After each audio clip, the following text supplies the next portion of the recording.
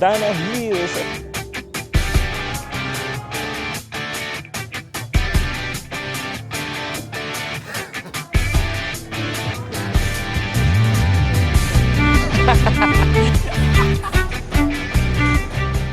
It's good morning guys! Magandang umaga po sa lahat. At ngayon nandito tayo sa Sun World Dana Hills. Isa sa mga dapat puntahan at hindi nyo dapat ma-miss if you are going to visit Da Nang, Vietnam.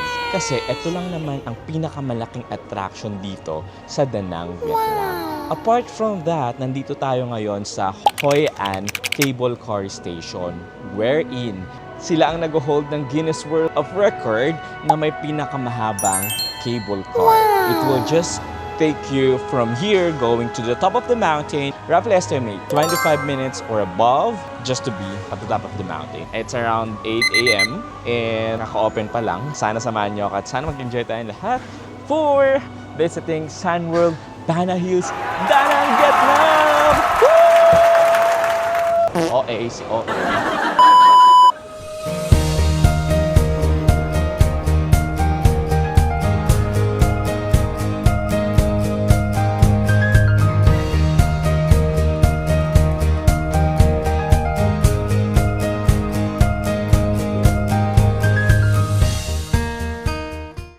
So guys, nandito tayo ngayon sa Sun World Dana Hills. Ngayon nakasakay na ako dito sa longest cable car in the world from Hoi An Cable Car Station going to the top of the hills. Eto na yun guys. Grabe, sobrang tagal nga pala talaga. Roughly estimate ako, siguro mga nasa 20 minutes na ako na nandito sa cable car. Sa dami-dami ng cable car na aking nasakyan sa iba-ibang countries, dito lang ako parang kinabahan kasi sobrang pataas na pataas siya. Hindi ko tuloy maisip kung paano nila nagawa na ilagay ang isang biggest attraction sa taas ng mountain. That's why Vietnam is one of the best countries that I would like to be back every single year. Apart from friendly people, masarap yung pagkain, ang daming tourist spot. And also, sobrang mura kasi ng mga accommodation dito, mga food, everything. Like, kain ka rin sa restaurant na meron ka makukuha mga 250 pesos. For 250 pesos, it's a decent meal na yun. Pero meron ding mga tipid. As in, kung tipid na tipid kayo, like, meron kayong makukuha, makakain kayo ng 80 pesos, 85 pesos, 100 pesos sa gilid-gilid. Gusto kong i-highlight lang na I don't see any Vietnamese people na obese. Kasi every time we eat here, sobrang daming veggies nilang kasama. Like, fried chicken, pho. Pho is one of the best noodles that I've ever tasted in my life. So sabi nila, kapag napupuno ng pressure yung tenga nyo, medyo nabibingi kayo guys. All you need to do is to make noodle. At some point, para din kasi siyang ang tao nakakarating sa ibang level ng estado ng buhay. Tumataas ang posisyon, standards tumataas din. So technically, ayaw mo nang tumanggap ng mga mistakes, ayaw mo nang tumanggap ng mga, for improvement kasi nga mataas na yung estado mo sa buhay. But then again, all you need to do is to listen to those people who will contribute technically for your growth, for your development. So, incorporate ko lang, kasi habang pataas kami dito sa cable car, tumataas yung pressure, nabibingi ako, like I cannot hear anything. Kailangan mo lang lunukin yung pride mo. Guys, this is the beginning, this is the entrance of Sun World Dana Hills. What are we gonna do? Siyempre, ano pa ba? Di mag-enjoy tayo. If you're gonna go visit Bana Hills, I would suggest to go to Bana Hills around 8 a.m. sila nagbubukas. If you're not really good doing DIY or solo travel, I would suggest go with a book tour. So wala kayong paproblemahin. You're just gonna book one ticket and everything will be followed. That's it.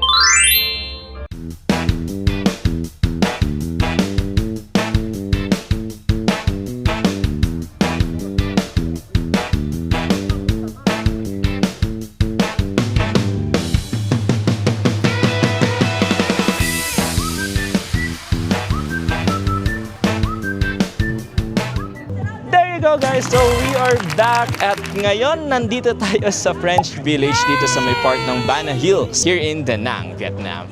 So foggy, no? Hindi nyo makita yung mga French architectural design in Da Nang is quite hot.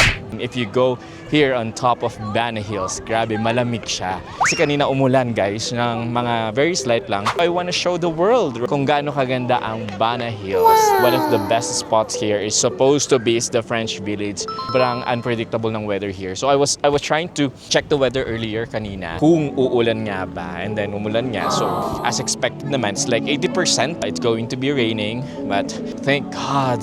Imagine wala nang ulan. Kaso nga lang hindi ko mabigyan ng hostisya ang pag-vlog ngayon dahil so foggy. Hindi siya kaya i-capture ng camera.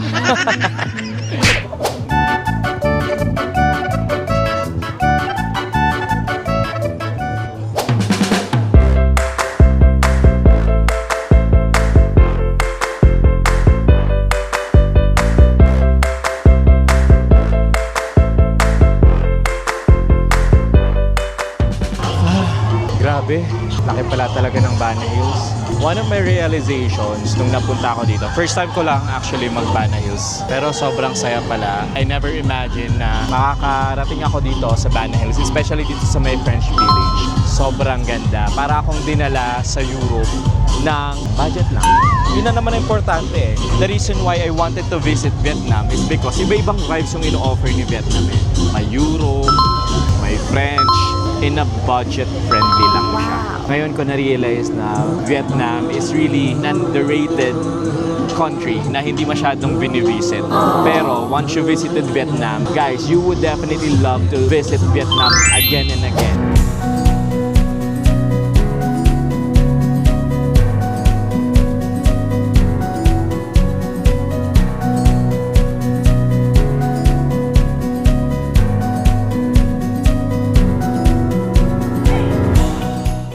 So umakyat tayo ngayon dito sa may Lunar Castle. Yan, dito pa rin naman yan sa may Bana Hills. For you to be able to get here, guys, all you need to do is to take the funicular train, and that's totally free. Kasama na siya dun sa binayaran nyo na entrance fee dito. So, unlimited naman yon. And the good thing about here, grabe, ang dami pa rin castle dito. Para ka nasa Fantasyland. Kumbaga, imagine, this is like a Disneyland ng Vietnam. Pero, if I'm gonna judge it, I would definitely choose Bana Hills over Hong Kong Disneyland. I do apologize for those people who would like to vote for Hong Kong Disneyland, but for me, I've been in Hong Kong Disneyland for quite some time now, and this is my first time visiting Bana Hills in Vietnam. And I fell in love with Bana Hills, guys. It's so beautiful, it's so amazing. Even the structures, everything that you would be able to see it here. Anything is so aesthetics. Grabe, I cannot say anything na.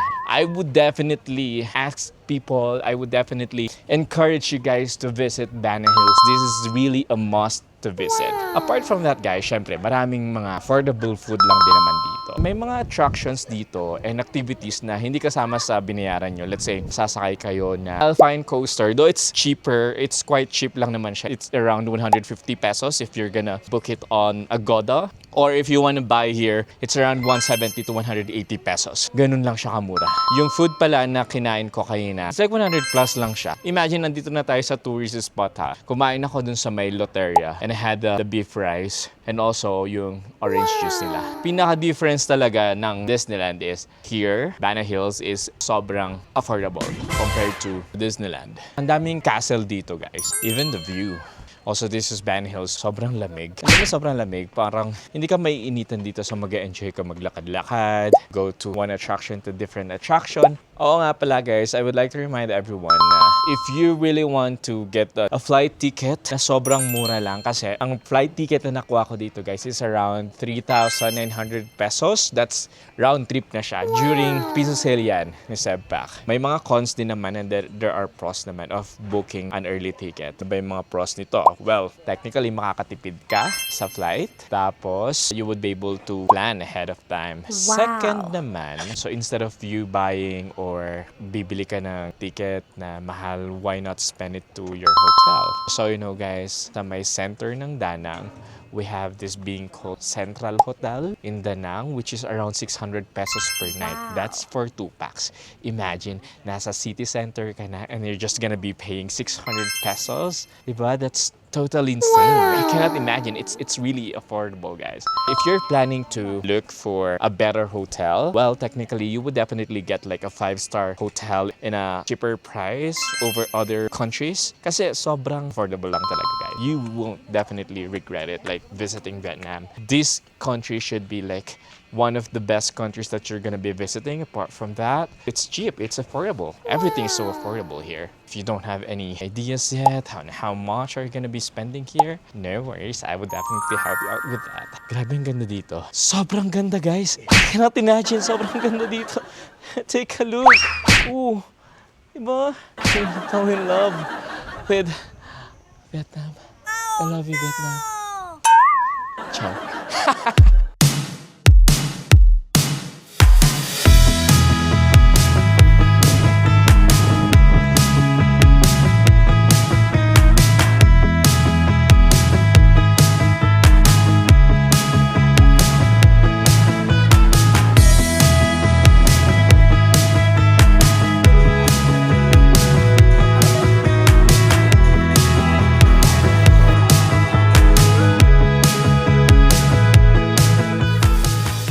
Next day.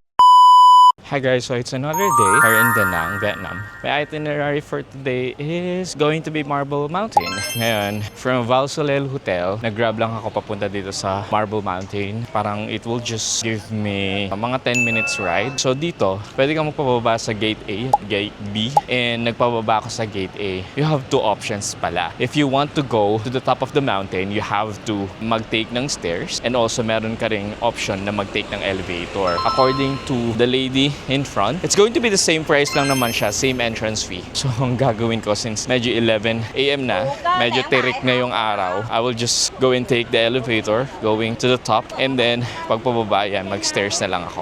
Napakadami dito bilihan, daming mga tote bag, mga local stores, mga Vietnamese items here. Yeah, yan, kung makikita nyo guys, di ba? Ang dami. Pwede kayo makipagtawaran sa kanila. May mga keychain, magnets, and everything, pampasalubong. And also, nandito na rin sa side yung parking lot ng mga sasakyan. Parang nakikita ko yung elevator. Ito yung elevator, guys. Wow! Grabe, sobrang convenient no kapag ka may elevator. Para sa mga may mobility issue, you don't need to take or to walk using stairs. So ang price niya is 20,000 Vietnamese dong per pax. So let's go. Let's get a ticket. Okay guys, so there were 3 options pala if you're gonna be here in Marble Mountains. So dun sa una namin pinuntahan, it's 40,000 Vietnamese dong yung babayaran nyo. And then this is the second entrance wherein mas cheap siya. So it's just 20,000 Vietnamese dong. And if you want to take the elevator para diretsyo na kayo sa taas, it will just give you 55,000 Vietnamese dong. Let's go.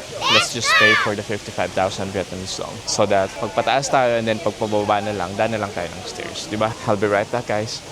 Okay, so nandito na tayo sa Marble Mountain. So sobrang quick lang naman nung elevator.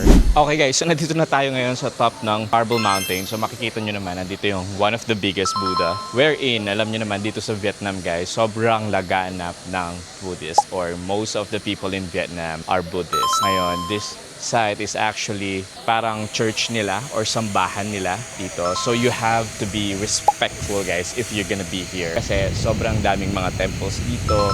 Most of the Vietnamese people are doing their prayers here. Nag-aali sila ng something, anything for the Buddha. Well, technically, that's part of their belief and their religion. So all you need to do is you have to pay respect, and that way you would be able to get respected as well. Yun lang naman. I'll be right back guys.